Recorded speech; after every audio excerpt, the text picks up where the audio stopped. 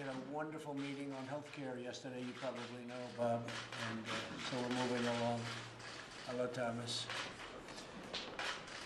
Thank you very much for being here to discuss two crucial votes taking place in Congress tomorrow on vital safety and national security legislation. We're joined by the chairman of the House Judiciary, Bob Goodlatte, friend of mine for a long time. Bob is one of the most skilled legislators in Congress, and you didn't even tell me to say that, Bob, right? And he's worked with law enforcement to write a series of critical immigration bills that will close the dangerous loopholes exploited by criminals, gang members, drug dealers, killers, terrorists. MS-13 is a prime target, bad people, and we've gotten many of them out already. You know, we're pretty much at the 50% mark. We're getting them out as fast as we can get them out. We're freeing up towns. We're actually liberating towns, if you can believe that we have to do that in the United States of America, but we're doing it, and we're doing it fast. Also with us today are Congressman Peter King, another friend, Lou Barletta, where's Lou? Lou, another friend. So you're running for governor, Lou? Look behind you, Lou. You can make a big announcement today. Lou Barletta, an early supporter. Thank you, Lou. And David Young. Tomorrow the House will vote on the No Sanctuary for Criminals Act. It's been in the works for a long time. People have wanted it, Bob, for a long time. But we were able to get this process going, and I hope you're going to be successful. You'll be successful tomorrow with the vote? We will. Good. Which will cut federal grant money to cities that shield dangerous criminal aliens from being turned over to federal law enforcement. The House will also vote on Kate's Law, named for Kate Steinle, who was killed by an illegal immigrant and who's been deported 5 times. This law will enhance criminal penalties for those who repeatedly re-enter the country illegally. Countless innocent Americans, including the loved ones of many families in the room, and many of these families are friends of mine, great friends of mine that I got to know over the campaign trail because they fought so hard for this. And they're with us. They've had members of their family killed by illegal immigrants and really people with multiple, in some cases, multiple deportations. I'm especially honored to be here with so many courageous families whom I did get to know so well over the past period of time. And here's one right over here, Jamil, a great, great man with a great son, great family. You lost the people that you love because our government refused to enforce our nation's immigration laws, and that's even the existing immigration laws, without new laws. That's existing immigration laws. For years, the pundits, journalists, politicians in Washington refused to hear your voices. But on Election Day, 2016, your voices were heard all across the entire world, right? You better believe it. Nobody died in vain, I can tell you. Chairman Goodlatte has produced a package of truly key immigration enforcement bills. We've been waiting for these for a long time. And I want to thank you, Chairman, for doing that. Great job. And it's just perfect. This package includes the Davis-Oliver Act, whose passage I called for nearly a year ago at my inauguration speech and immigration speech, both. The immigration speech taking place in Phoenix, Arizona. The Davis-Oliver Act was named for Detective Michael Davis and Deputy Sheriff Danny Oliver, who were gunned down in the line of duty by an illegal immigrant with a criminal record and 2 prior deportations. And everybody knew this person was big, big trouble. And they begged law enforcement to get him out. And they were unable to do that. They're incredibly brave widows honored. And they're here with us, by the way, and we're honoring them today. And it's honored. Where are you, please? The widow. Where is that? There's here someplace. In the back of the room? Thank you. Thank you. We're privileged to be joined by Melissa Melissa? Right here. That's what I thought. Hello, Melissa. Melissa Oliver, and I just want to say that your father was a true hero. You know that. And a great gentleman. And we miss him. You miss him. We miss him. We're calling on all members of Congress to honor grieving American families by passing these life-saving measures in the House, in the Senate, and then sending them to my desk for a very rapid signature. I promise you it will be done quickly. You don't have to wait the mandatory period. It will be very quick, Melissa, in honor of your father and others, okay? And in honor of Jamil. Thank you. It's time to support our police, to protect our families, and to save American lives. And also to start getting smart. So with that, I'd like to ask each of the families invited and some of the folks that I know that, and some I've gotten to know so well, I'd like to start with Jamil to tell just a quick story about how great your son was, perhaps what happened, so that other people can learn by it. And your son was an incredible young man, incredible student and athlete. Tell us about your son, Jamil. Yeah, in 2008, my son Jamil Shaw, we called him Jazz, was murdered by an illegal alien. That was on his third gun charge. He was in the LA County Jail, was released without calling ICE. The same day he got out, he was looking for someone black to kill, part of an initiation, and the Mexican Mafia had put out a directive, they said, and he was acting that out in my neighborhood. My son walking down the street, and he shot him dead in the street, shot him in the stomach, and then shot him in the head. And he was a good kid, never been in trouble, was in no gangs, never been arrested, never suspended from school. He was 3-time MVP in football, player of the year. He had a chance to go to the Olympics. That's what they said, you know, because he was really fast. He was running the 220, the 100, the 400 relay, the 440 relay, and the long jump. So he was, you know, he was living the dream. That was our dream, you know, and it was squashed out. And just thank you for Trump and Bob Goodlatte for doing what you guys are doing. We really appreciate it in LA, even though you don't hear about it in LA because, but a lot of people in LA support you guys 100%. Thank you, Jamil. Yep. And Jamil's son was applying to top colleges on a football scholarship. He was a great quarterback, and he was an excellent student. Yeah. And we miss him. Thank you. We miss him. Laura? Yes, thank you. My name is Laura Wilkerson, and my son Joshua was 18 years old. And in November of 2010, he was systematically tortured, brutally beaten, murdered, and then his body set on fire after death from somebody who shouldn't have been in this country. Josh was a good kid. He was just about to graduate high school, had talked about going into the service, the Air Force, like his older brother was in. He was just learning about life and loving and living. He was very kind, soft-spoken, compassionate. He was giving this kid a ride home, which is something we taught him to do, to show compassion for other people. And that's what he was doing, and this kid intentionally murdered him and set him on fire because he wanted Joshua's truck. This is not about politics. This is about safety, American safety for people. That's all it's about. Both parties should be on board with this. There shouldn't be any objection to it. Thank you so much for what you're doing. You know, as a mom, that day Josh died, I was looking for him, searching for him because he was out of pocket for a few minutes. And at the time he was being slaughtered, I was calling his cell phone, and I always will wonder, did he hear that phone ring in his pocket? Did he feel it? Did he know his mom was looking for him the minute he was leaving this earth? And you don't want any other families to have to endure this. It's about public safety. Thank you. Thank you very much. Thank you. My name is Julie Govach, and our son Spencer was 25 when he was murdered.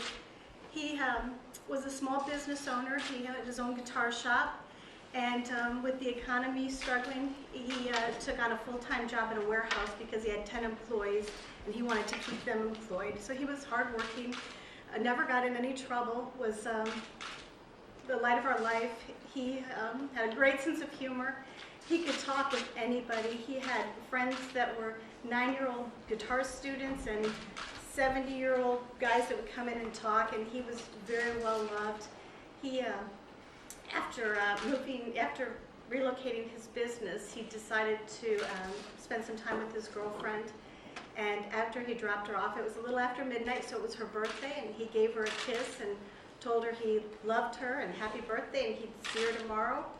And he drove about 10 minutes and was waiting at a red light, and an illegal alien was in the progress of a shooting spree. Our son was the second of 4 shot that night.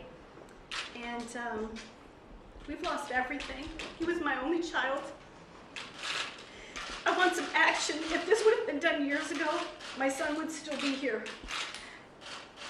The person that shot him had been deported 4 times, was living and presumably working. We were never able to get a lot of detail on the person that murdered our son, and could just live and work comfortably in Houston, Texas, and that shouldn't have happened. I want action. I want some action so nobody else has to go through the loss that we feel. And while this guy was also in prison, he went to kill a rival gang member, and he could have received 20 years additional sentence, and he got the minimum 5 additional years. If they would have even given him half, it would have been 10 years, and I would still have my son. This is not anything you want anybody to ever go through. I want some action. I don't want anybody else in my family, and I don't want anybody else to feel what we have to feel. I'm just going to add this one thing to it. This killer had been deported 4 times. He had a 15-year rap sheet. Violent burglaries. The gun that he used to kill my son was acquired, and we now know, in a burglary 2 weeks prior to this. And he was just out fun shooting. And this is what some politicians in the country have decided is acceptable for us. It's not acceptable. While these politicians are sitting at home on the holidays, all warm and cozy with their families, most of us are at the cemetery. Okay. And it's just not acceptable. Thank you.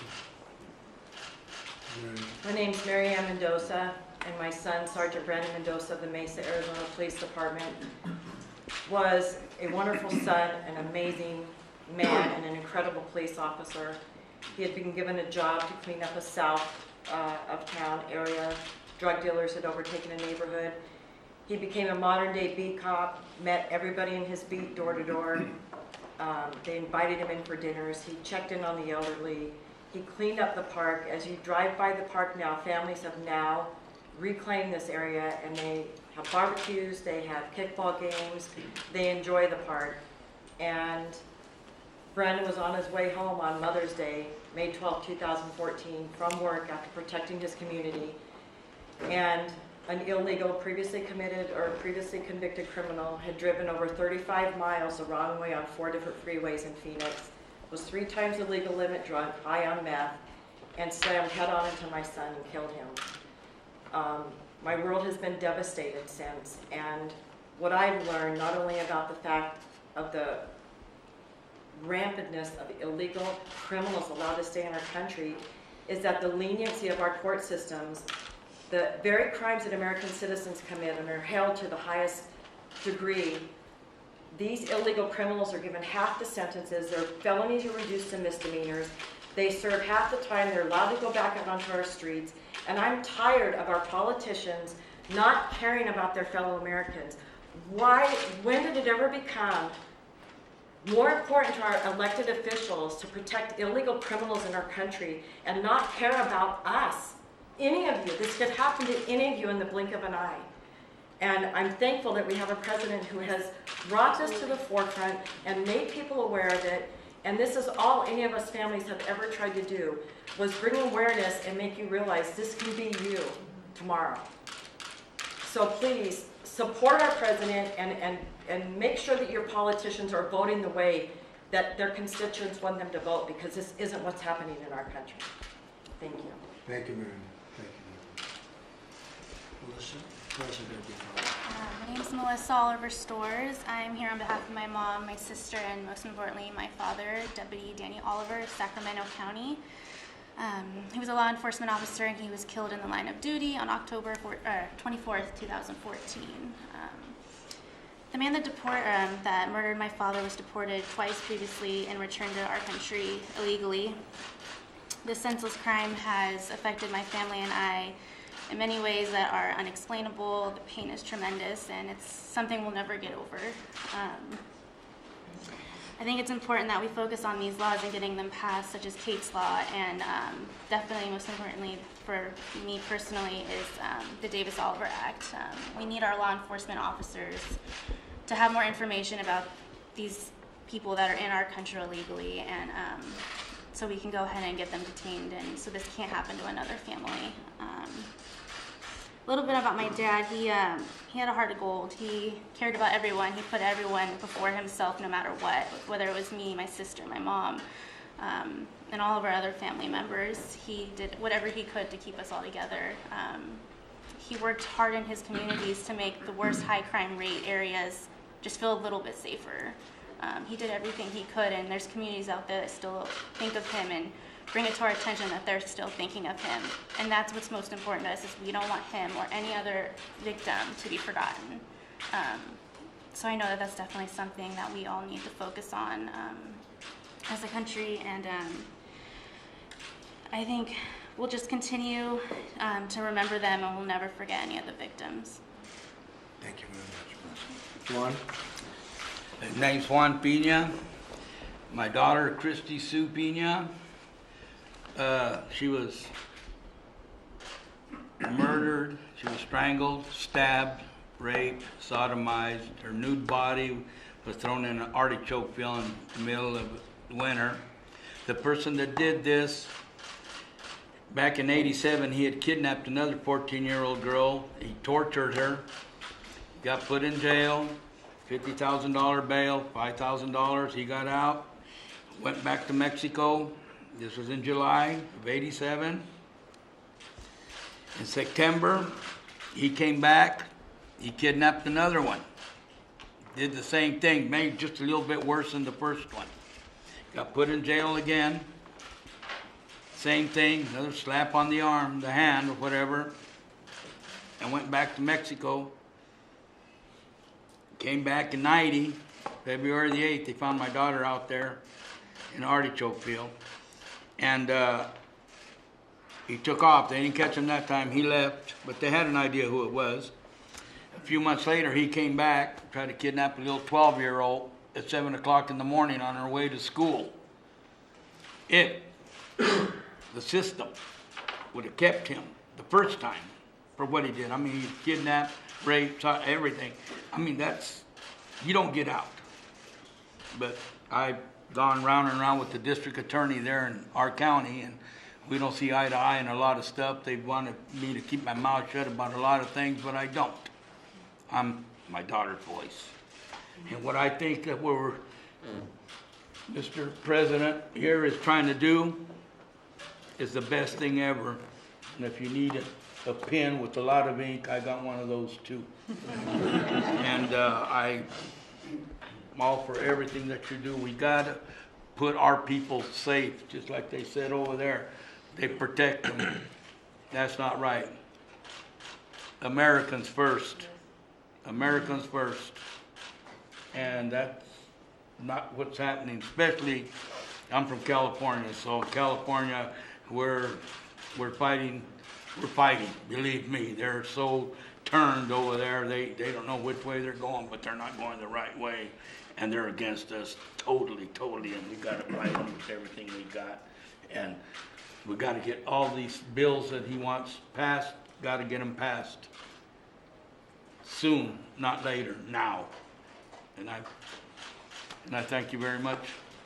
Thank you, Juan. Beautiful. Thank you. Hi, I'm Michelle Root. My daughter Sarah Root was killed January 31st of 2016. She had just graduated from college with a 4.0. She was coming home after celebrating with some friends and stopped at a stoplight, and a illegal alien hit her going 70 plus miles an hour. He was drinking and driving, underage, street racing. He killed my daughter. She was considered brain dead on the 31st, so we always say that was her death date. She was an organ donor because she was such a giver. So her actual death date on her death certificate reads February 4th. because that's when her organs were taken. On February 4th, Eswin Mejia was sentenced with $50,000, not sentenced, made bond, $50,000. He posted $5,000 on February 5th, and he's never been seen since. This happens so often. In 11 weeks after it happened to Sarah in Omaha, Nebraska, it happened to another family. Another illegal alien hit and killed somebody while drinking and driving. I've met some incredible parents throughout all this, and we all agree something has to change. Why do we end up continuously losing someone? Why does nobody listen to us? Why does the death toll have to increase? Why do we have to continue to have victims of identity theft from illegals? Why do we have to encounter any type of violence? And I'm sorry, these laws that are trying to be passed, most of them are common sense. And until this happened to me, I thought this is what was in place. And to find out it wasn't was terrifying to me. And I am telling you, these congressmen and senators that don't vote for these laws, the blood is on their hands for the next victim and that victim's family. So let's make some changes. I thank God every day for President Trump and his support of us. I thank God every day for Congressman Young for the support I have in Iowa is incredible. It's never going to bring Sarah back.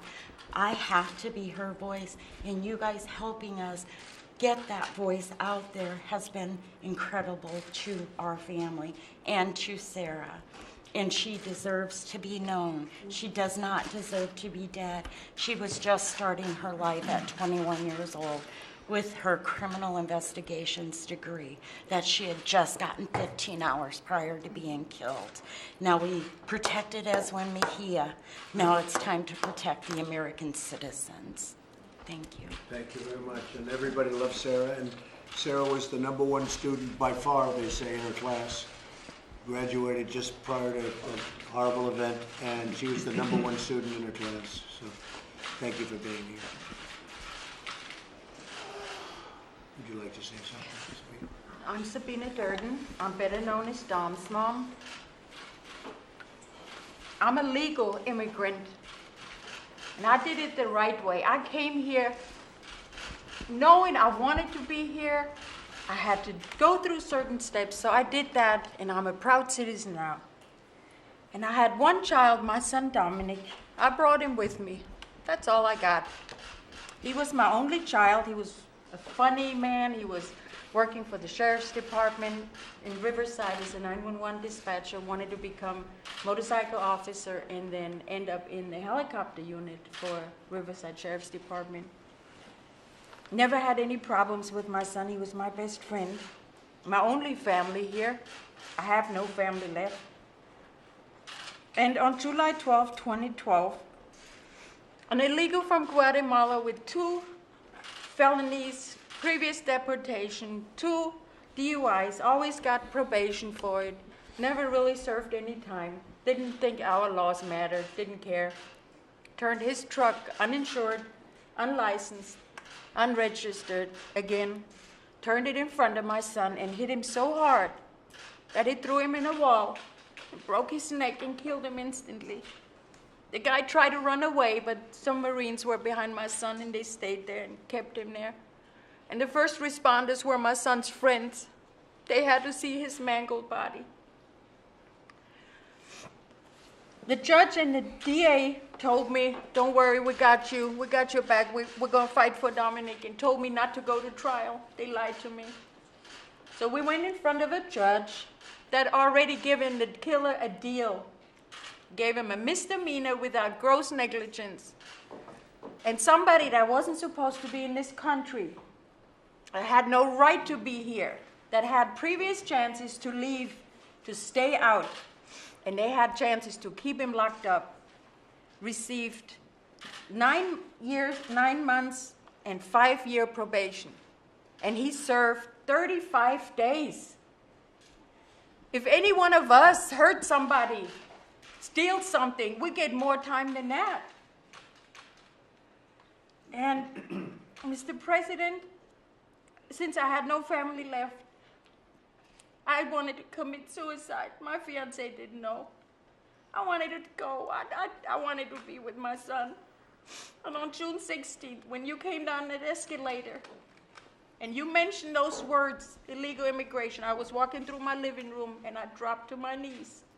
Because it was my little sign from God, you're not doing anything, you stay around. And then a month later, I met you personally in Los Angeles, where you were the only one that ever met with us and became our voice. So you're not only my hero, my president, you are my lifesaver. I wouldn't be here without you. Thank you. Thank you very much. And we need to pass these two laws. They need to be passed in Senate. And I want to end with this. Like Michelle said, anybody who votes against or doesn't vote on these laws that protect your families, your future generations, your grandkids. I have no grandkids. I will never have any. Sign these laws. Protect our people first. Let Americans be first, and don't worry so much about others.